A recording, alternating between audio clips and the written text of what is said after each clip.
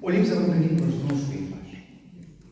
Na primeira carta aos Coríntios, no capítulo 12, São Paulo fala de dons espirituais. Ele fala de palavra de sabedoria, palavra de conhecimento, do dom da fé, do dom da cura, do operar maravilhas ou milagres, depende das traduções, do dom de profecia, discernimento dos espíritos, variedade de línguas e interpretações de línguas.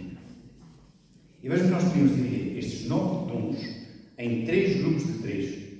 E o primeiro é profecia, em que Deus, já vamos ver, Deus anuncia algo, por meio de algo que se vai realizar na nossa vida.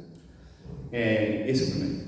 Depois temos dom das línguas, de variedade de línguas. Este variedade de línguas tem diversas formas. Por vezes é simplesmente que nós chamamos o canto em línguas ou o orar em línguas. Outras vezes são mesmo línguas que a gente entende. Eu recordo que uma vez estávamos a cantar, recordo-me perfeitamente do sítio. Estávamos a cantar e de repente começamos a cantar em línguas. E a Nossa Senhora está ao meu lado e diz: sabes o que estás a dizer? Eu sei o que. Sabes o que estás a dizer? Sei o que estou a dizer? Estou a cantar em língua. Mas sabes o que estás a dizer? E ele disse: estás a cantar em hebraico? Já não me recordo o que é. Mas esse senhor ouviu os salmos em hebraico, e depois os salmos em hebraico. Quer dizer, estás a dizer não sei o quê, já não me recordo o que é. Em hebraico. Mas outras vezes são mesmo palavras ditas, que são frases que são ditas. Na altura estava uma senhora num lugar de oração. E uma pessoa começa a cantar. Canta. Como canta ele. E de repente há uma outra criatura que começa a pranto terrível. E a senhora estava a falar numa língua, num dialeto russo qualquer, que era da sua infância, e Deus estava a dizer algo que era importante para ela. Não é? E esta é a diversidade de línguas. E depois o terceiro é a interpretação de línguas. E vejo, percebo que às vezes quando alguém canta, ou mesmo quando nós cantamos todos, às vezes o Senhor concede uma noção interior de que às vezes acontece que muitas vezes o canto é muito uniforme. Não é? E alguém diz: olha, aquilo que senti que o Senhor está a dizer isto. Okay? E se interpretar aquilo que foi dito, aquilo que nós estamos a cantar, que nós não sabíamos, não é? Que nós não percebemos o que estávamos a dizer, não sabemos conscientemente o que estávamos a dizer, mas que o Senhor concede a alguém uma interpretação com o propósito de quê? Muitas vezes de atingir algumas pessoas em particular sobre aquilo que o Senhor está a dizer. Porquê? Porque o canto em línguas é para a edificação de quem?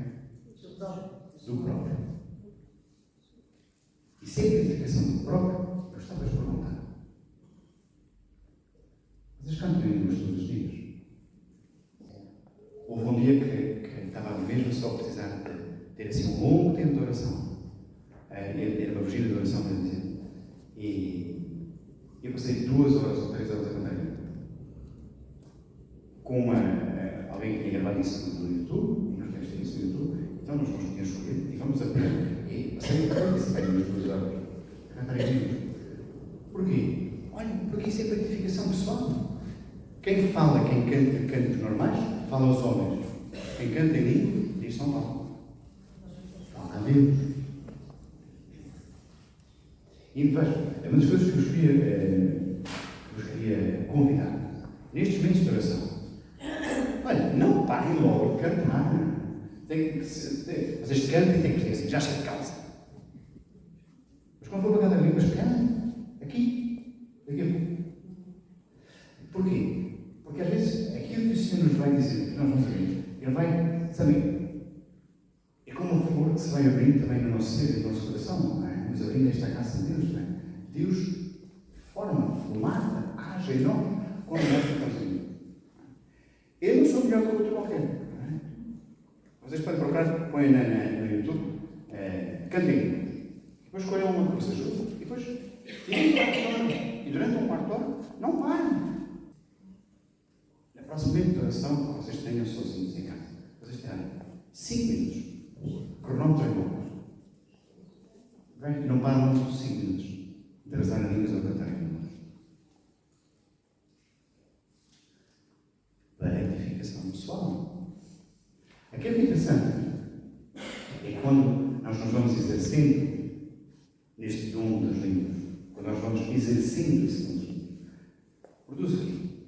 Muitas vezes nas nossas vidas, não sei se vocês já repararam, é que quando nós estamos a rezar pelas línguas, que o Senhor vai inspirando outras palavras. Palavras de poesia, imagens, palavras de conhecimento, palavras de sabedoria, palavras da Bíblia. Não é? Porquê? Porque, sabem, isso nos põe nesta humildade diante de Deus como um pequenino, que não tem grandes discursos, não está a falar de grandes sabedorias e coisas muito complicadas, mas em coisas tão simples, que é simplesmente, olha, derramar o nosso coração no coração de Deus. Através desse tempo. E isso faz-nos tão bem. Dons de fala, dons de palavra. Segundo, dons de revelação. E vejam que nestes dons de revelação nós temos, e já vamos ver a clica do meio, palavra de sabedoria, palavra de conhecimento e discernimento dos Espíritos. E vejam que este discernimento dos Espíritos, muitas vezes, nós falamos pouco, mas é super importante. O discernimento dos Espíritos às vezes acontece nas coisas mais diversas do nosso cotidiano.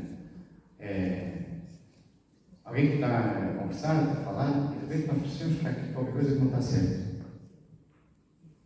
Às vezes nós podemos ter dúvidas se será mesmo que é verdade aquilo que a outra pessoa está a dizer. E nós temos disso, acredita mesmo nisso. E o Senhor nos vai revelando aquilo que está não só no coração dessa pessoa, como verdade, como engano, mas às vezes nos vai revelando que esta palavra não vem de Deus. Este comportamento não vem de Deus. E nos torna claro, mesmo às vezes pode parecer um bocadinho ambíguo. Mas nos ajuda a discernir o que é que vem de Deus, o que é que vem do Espírito de Deus e o que é que não vem do Espírito de Deus. O que não vem do Espírito de Deus pode vir de duas fontes. Sabem disso? Pode vir de quê? Pode vir do nosso coração. Okay? E às vezes é apenas uma ideia, ou uma ideia boa, mas não vem de Deus, é apenas uma ideia nossa. Isto é a tua ideia. Ok. Não tem mal nenhum. Mas não vem de Deus. Não. E depois a outra preciso que às vezes há coisas que vêm do maligno, que é Evangelho de São João, o capítulo 10, não é? O inimigo vem para matar, roubar e destruir. Então nós temos que ter um comportamento, ter uma palavra. Isto não é de Deus. Não é?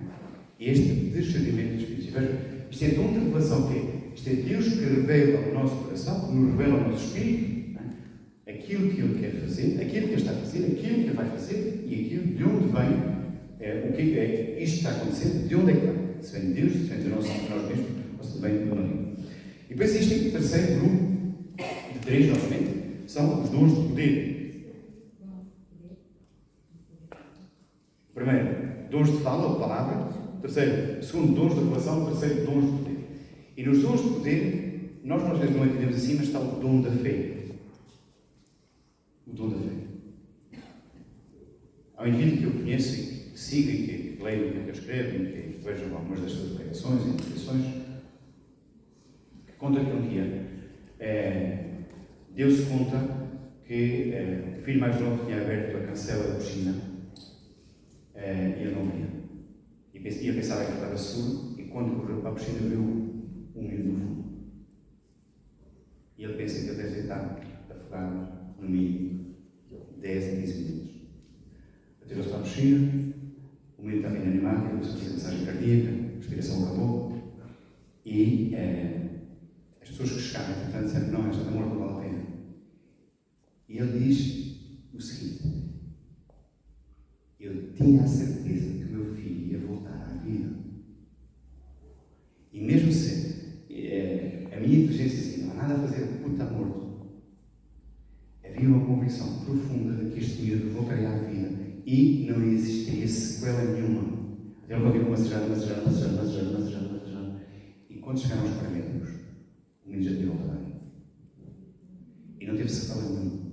E este é o dom da fé. Isto é, no meio destas adversidades, no meio daquelas coisas que nos parecem todas contrárias, há uma certeza de fé, esta convicção, esta certeza da realidade concebida, que Deus dá a uma pessoa numa determinada circunstância que lhe permite agir dessa forma.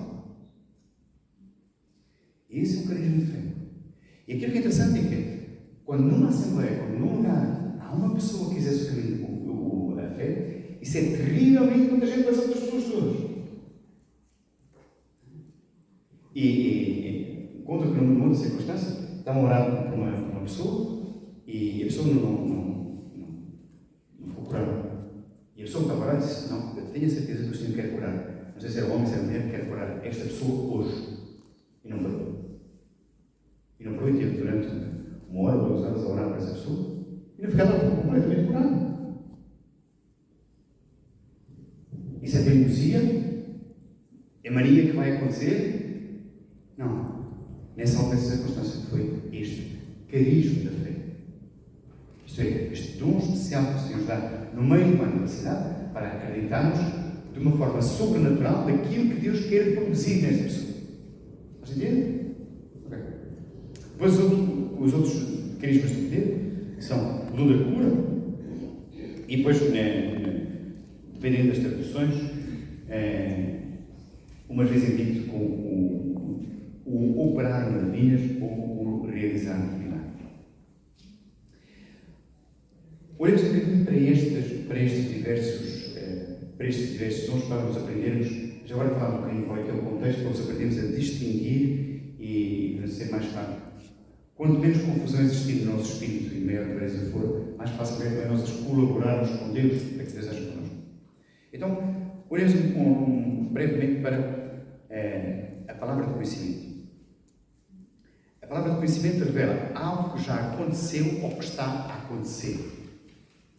E geralmente é algo que nos convida a compreender um significado. É algo que aparece na pessoa que recebe essa palavra para dar aos outros, que pode vir, como vos dizia, como uma intuição, okay? Um pensamento. Às vezes pode ser só uma palavra, às vezes pode ser uma visão, pode ser. Mas é algo que o Senhor diz: ok, isto está a acontecer. É algo que é presente, algo que está a acontecer neste momento. E vejam que nesse sentido, muitas vezes é apenas uma revelação de algo. Okay?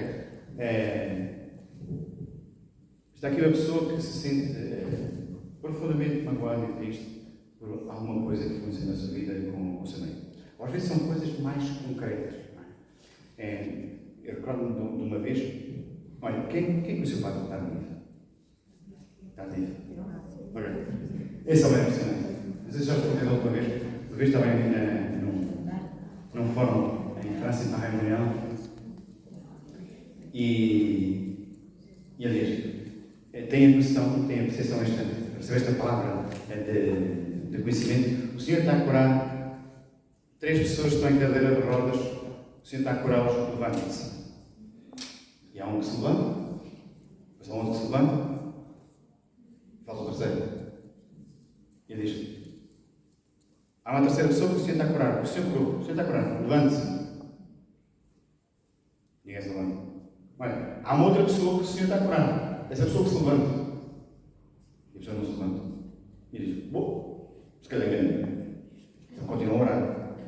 Depois, na altura, oram para um. E ele diz: o Senhor está a curar dessas pessoas, está a curar 6 pessoas, ele tem números coisados. Recorda-se então? O Senhor está a curar 7 pessoas de surdez. E nisto algum começa: e de repente há um que estava sentado na cadeira de rodas e diz: sim. E levantou-se e vai dar e disse: olha, Senhor, obrigado pela cura de estar na cadeira de rodas, mas por favor, da próxima vez, começa a procurar os surdos, que é para o surdo que vai tentar para dentro e ouvir bem. Mas isso é o quê? Aquilo que ele diz é aquilo que o Senhor está a fazer neste momento. Aquilo que está a acontecer.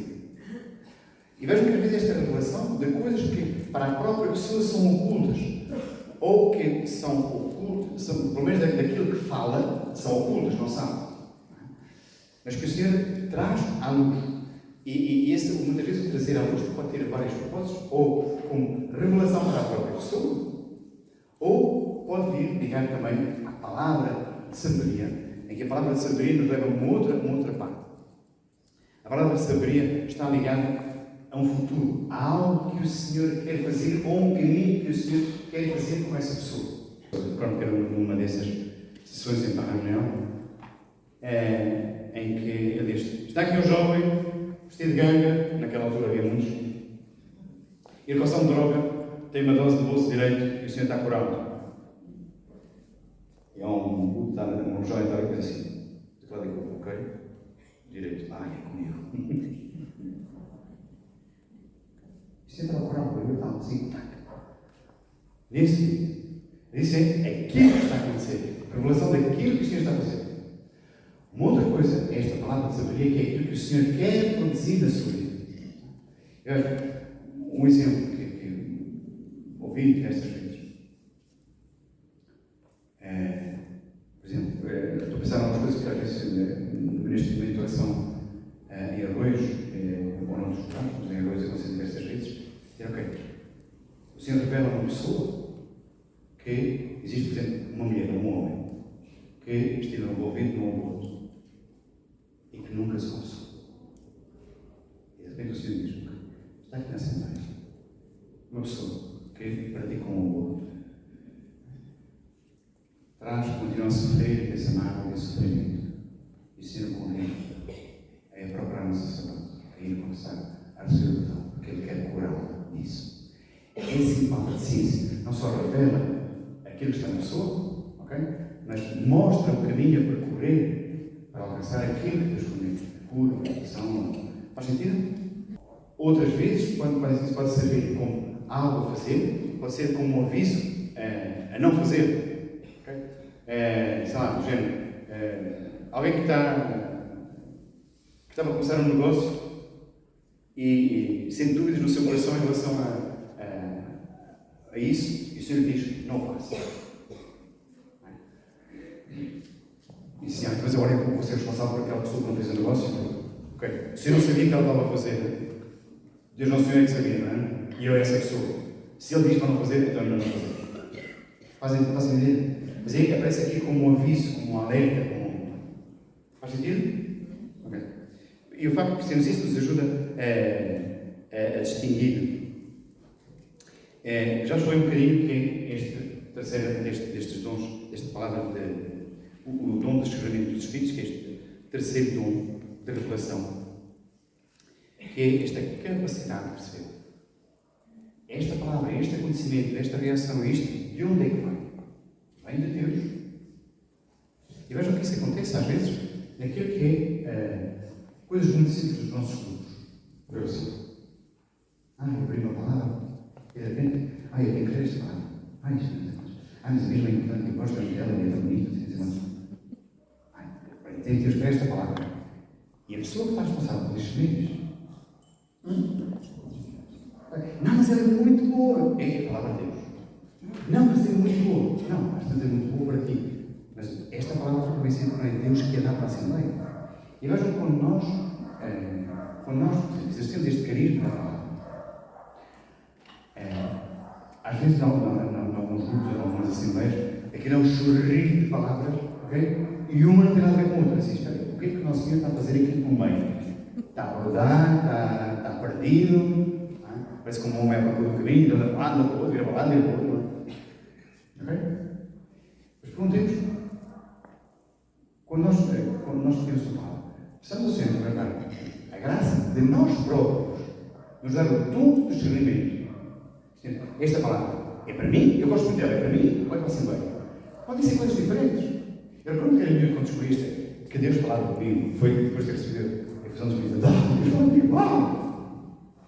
E quando estávamos todos em Coimbra, numa capela, não sei, nos modos dos Parnais, nas águas frontadas no seminário, e de repente abri a Bíblia e houve uma palavra, mas também foi como uma espada que penetrou em mim. E eu fiquei, depois disse, e então alguém a rezar uma hora disse, a mim não me diz nada. Isto não diz nada. Mas bem, é possível, a mim diz-me tanto que a ti não pode dizer nada. E fica essa palavra não é para ela. Não era para nós estarmos 4 ou 5, estamos ali naquela patamar. Era para mim. E quero assim estar a falar apenas comigo e para mim. Faz sentido? Então veja, a primeira coisa que nós recebemos uma palavra, essa palavra tocou-me. Ok. Senhor, é para mim ou é para a Assembleia? Veja. Uma das coisas que é a marca do Espírito Santo é a unidade. Okay? Não é a uniformidade. Não é? São Paulo diz, há variedades de dons, mas o Espírito é o mesmo. O Espírito não pode dizer uma coisa a ela e depois o contrário a ela. Okay? Porque o Espírito Santo é um espírito de confusão. Faz sentido?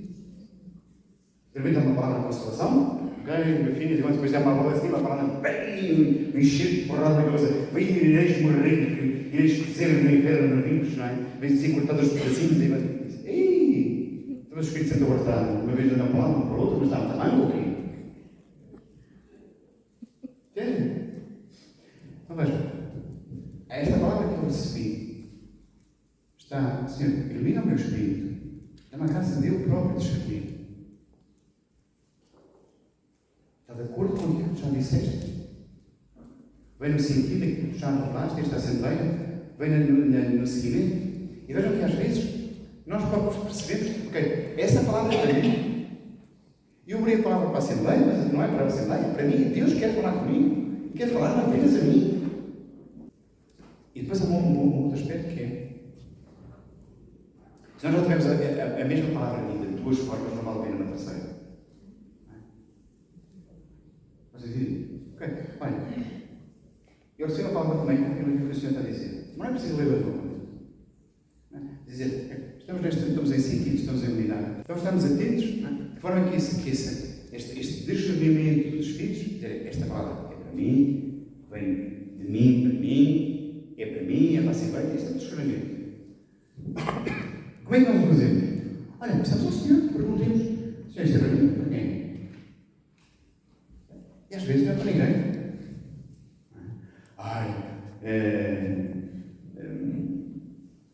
Como é que se dizem os ingleses? São os gatos e cães. Tem uma palavra terrífica. Ok? O Senhor quer dizer alguma coisa com isso? Não. É para a Assembleia? Não. Ok. Falamos há pouco do dom da cura. Olha, nós temos uma terrível mania de achar que o dom da cura é um dom extraordinário. É tão extraordinário como o falar em línguas. Ok? Mas, se vocês forem ver o capítulo 14, se não me engano, o capítulo 14, aquilo que São Paulo diz, não é para aspirarem ao dom das curas, é o dom de quê?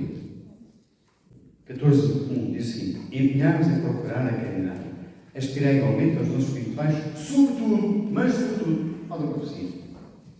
E nós muitas vezes achamos que o dom da cura que é o dom extraordinário. Como São Paulo não é isso. Se não é extraordinário, significa o quê? Que eu posso pedir ao Senhor e que eu posso começar a exercer. Como é que se faz? Exatamente aquilo que vos expliquei há pouco. Ponto de partida: interesse pela pessoa, compaixão e depois orar. Orar como Jesus nos mandou fazer. Okay? Orar como Jesus nos mandou fazer. Até nós temos que impor as mãos no sítio onde faz mal. Não, às vezes não podes. Às vezes há pessoas que têm um aperto. Têm um aperto do coração. Uma coisa desse então. Põe a mão no teu peito.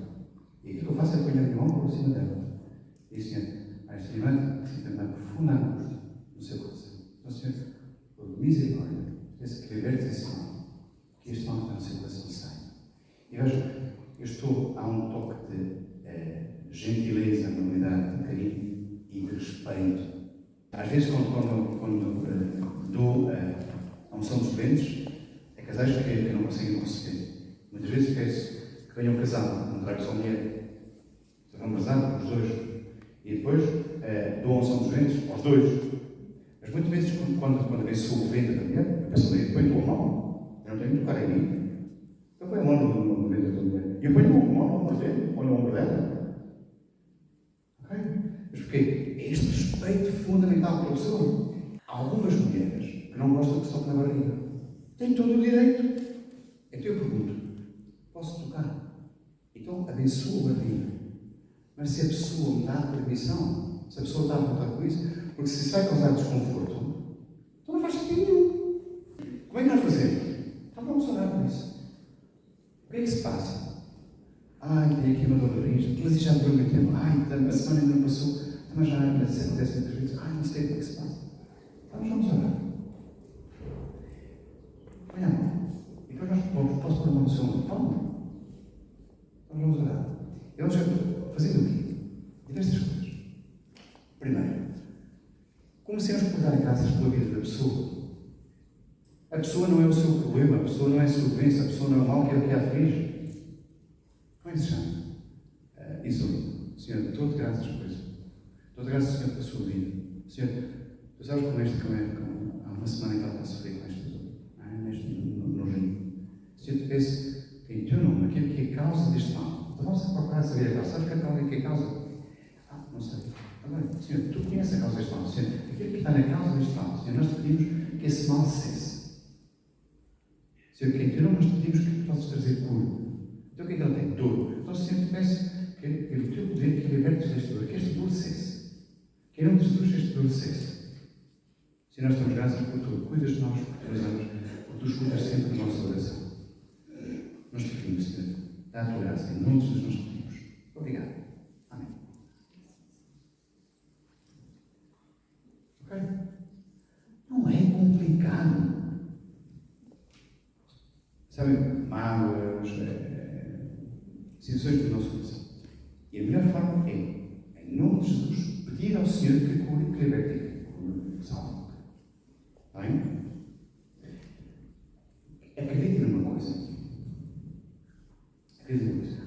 Perguntem à pessoa: olha, vocês há uma coisa que está melhor? E se às vezes dizem: olha, por acaso já melhorou, acredito, mas ainda me dá nada. Vocês podem orar uma segunda vez? Pode dar uma segunda vez. Se depois de terem orado 2 vezes não está muito melhor, não desanimem. A próxima vez que vem a pessoa, volta a orar, como é que está a tua dor de costas? Olha, obrigado pela nossa por acaso melhorou bastante. E às vezes nós não sabíamos, simplesmente não perguntávamos, não voltámos a perguntar, não aconteceu imediatamente. Não é? O cego da piscina de Eiceira, que foi-se lavar a piscina de Eiceira, quando é que ele ficou curado? Quando se foi lavar. Quando é que os leprosos ficaram curados? No caminho. E às vezes há coisas que não acontecem imediatamente, mas acontecem nos dias que decorrem. O dom de operar milagres. O que é preciso para que aconteça um milagre? Existem 3 coisas que gostava de dizer. Primeira coisa, começa com uma palavra de Deus. Deus diz algo. Bem? Alguém que escuta essa palavra, que recebe essa palavra, e depois faz aquilo que foi dito. Ok? Passar depois dos milagres assim rapidamente para vocês perceberem que é mesmo assim. Como é que aconteceu o milagre da transformação da água em vinho? Quando isso é um milagre, quando recebem o chefe da mesa, não é? Quer dizer, eu tenho certeza que eu chamaram o culto, mas não dizer tens mais não tem que dizer nada, cá tu, se não for para apanhar as chamadas na cara, não apanhas tu. Eu que sou o velho aqui do sítio, não vou para essas coisas. Como é que o milagre acontece? Quando eles obedeceram consistentemente, obedeceram até ao fim. Quando aquilo que eles diziam, mas isto vai ser uma loucura. Okay? Não foi eles foram metendo água e aqui se transformou em vinho. Okay? Encheram tudo até cima. Quando eles foram levar ao chefe da mesa água, só eles, quando eles serviram vinho, é que eles sabiam que aquilo de onde é que tinha vindo. Porquê? Porque andaram a carregar água, porque levaram água. E vejam, quando é que o milagre acontece? Quando nós obedecemos a palavra de Deus, quando nós escutamos a palavra de Deus, quando nós acreditamos nessa palavra e quando nós fazemos aquilo que Jesus manda, cumpre, até o fim. O milagre não aconteceu depois do primeiro canto, nem no segundo canto. Foram no mínimo 60 cantos, depois foi preciso levar ao chefe da mesa.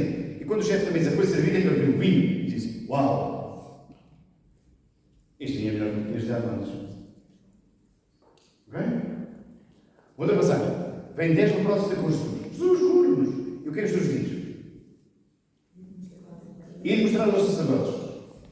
E o que é que eles fizeram? Receberam essa palavra? Não fiquem só um. Os 10. O que é que os 10 fizeram? Receberam essa palavra e acreditaram que Jesus ia curar. Eles não sabem como. Mas acreditaram. E mostraram aos sacerdotes. E eles puseram-se a caminho. E foi pelo caminho que eles foram curados. Depois houve um que voltou. Mas os 10 foram curados. Jesus diz: não foram os 10 que foram curados. O que é que eles fizeram? Olha, receberam uma palavra, acreditaram nessa palavra e obedeceram essa palavra. Okay? João 9, o século da ciência. Jesus unta-lhe Os apóstolos, quem é que pecou? Ele ou o pai? Os pais. Dizem, deixa lá dessas coisas, não tem nada a ver com isso, para que se manifeste a glória de Deus. E Jesus cospe no chão, faz lolo, unta-lhe os olhos, e depois diz, agora vai-te lavar à piscina de Siloé. Era longe como tudo. E ainda por cima, a boca dela, estamos a ver aquela coisa, mas não, isso aí. Quando é que ficou curado? Quando se lavou. E vejam para que milagres que significa estas três coisas: receber uma palavra, acreditar nessa palavra, e a forma de acreditar nessa palavra é obedecer até o fim àquilo que o Senhor nos diz. É complicado.